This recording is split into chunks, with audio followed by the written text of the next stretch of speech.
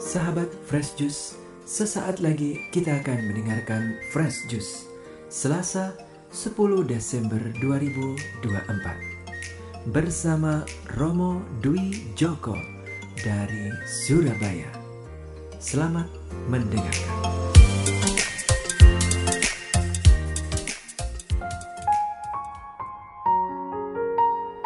Para sahabat Fresh Juice yang terkasih, selamat pagi. Selamat berjumpa kembali, salam damai dalam kasih Tuhan. Hari ini Selasa, pekan kedua masa Advent.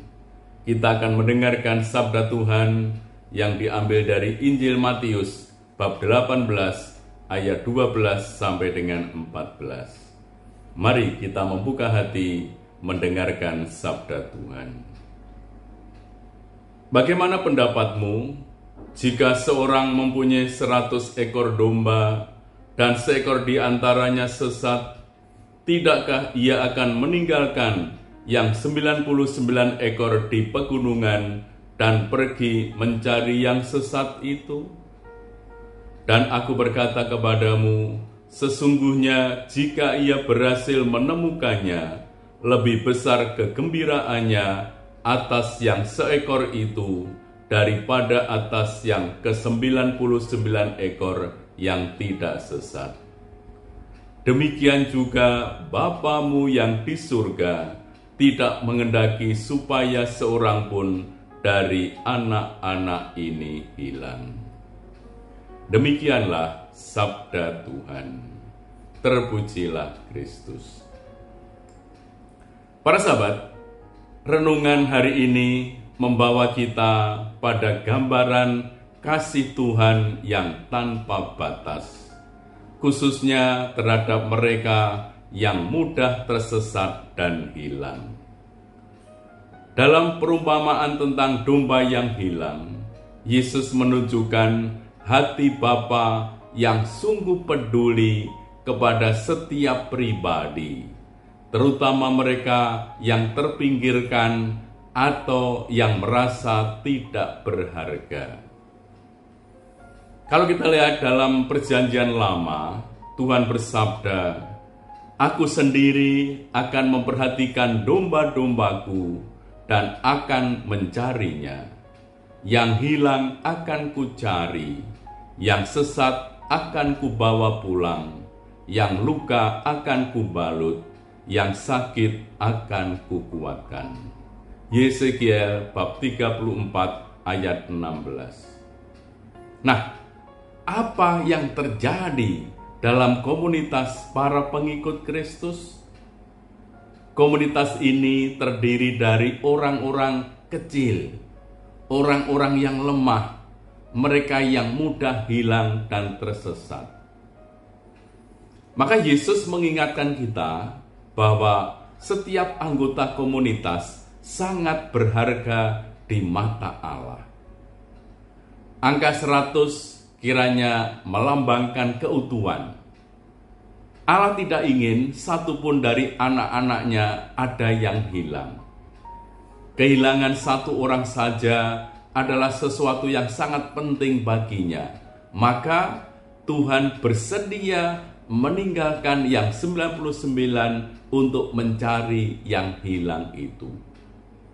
Nah, tentu saja ini menjadi teladan bagi kita semua untuk memperhatikan mereka yang seringkali terabaikan di dalam kehidupan komunitas kita. Ketika domba yang hilang tadi, yang dicari oleh Tuhan Sang Gembala dengan berjerih payah, berdarah-darah, lalu sukacita memenuhi hati Sang Gembala yang telah menemukan dombanya yang hilang itu. Ini merupakan panggilan bagi kita untuk belajar terus bersikap seperti Yesus, menerima mereka kembali ke dalam komunitas dengan penuh kasih, tanpa menghakimi atau mengingat-ingat kesalahan mereka. Memang proses penerimaan kembali ini membutuhkan empati, membutuhkan pengampunan, dan terutama juga keterbukaan hati untuk menerima mereka dengan segala keterbatasannya. Dalam komunitas kecil yang rentan, setiap tindakan kasih dan perhatian itu sungguh dapat menjadi jalan bagi mereka untuk merasakan kembali kehadiran dan kasih Tuhan. Sebaliknya, bila yang ada adalah sikap eksklusif atau tidak peduli, ini justru membuat mereka semakin jauh dari kasih Tuhan.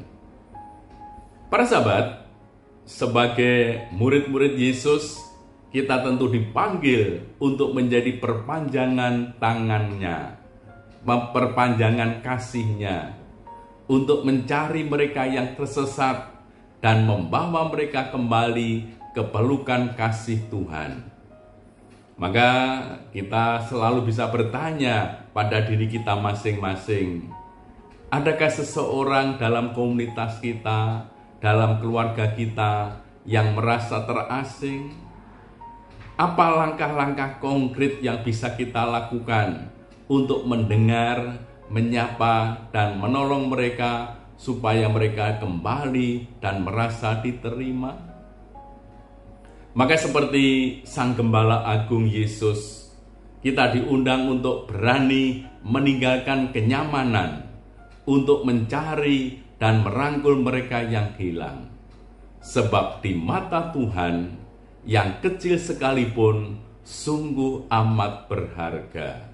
Semuanya sungguh dicintai oleh Tuhan. Tuhan selalu mencari dan mencintai setiap orang. Karena itu para sahabat, semoga sabda Tuhan hari ini memberikan inspirasi bagi kita untuk menumbuhkan sebuah komunitas yang inklusif, di mana semua orang sungguh merasa dihargai, dicintai, dan dirangkul dalam kasih Tuhan. Tuhan mengundang kita untuk menerima keterbatasan masing-masing anggota, agar komunitas bertumbuh menjadi kuat dalam rasa persaudaraan dan persatuan, sehingga dengan demikian terbangunlah komunitas kasih yang menghidupkan. Marilah kita berdoa. Tuhan Allah kami, Engkau datang kepada kami dengan kekuatan kasih-Mu. Berilah kami rahmat agar kami tidak pernah menolak undangan-Mu dan tetap berjalan menuju Dikau dengan penuh sukacita, karena Engkau senantiasa mencari dan mencintai kami. Dengan pengantaraan Kristus Tuhan kami. Amin. Tuhan bersamamu dan bersama rohmu. Semoga Allah yang Maha Kuasa memberkati saudara sekalian, Bapa dan Putra dan Roh Kudus. Amin. Sahabat Fresh Juice, kita baru saja mendengarkan Fresh Juice Selasa 10 Desember 2024. Terima kasih kepada Romo Dwi Joko untuk renungannya pada hari ini. Sampai berjumpa kembali dalam Fresh Juice edisi selanjutnya. Tetap semangat, jaga kesehatan, dan salam Fresh Juice.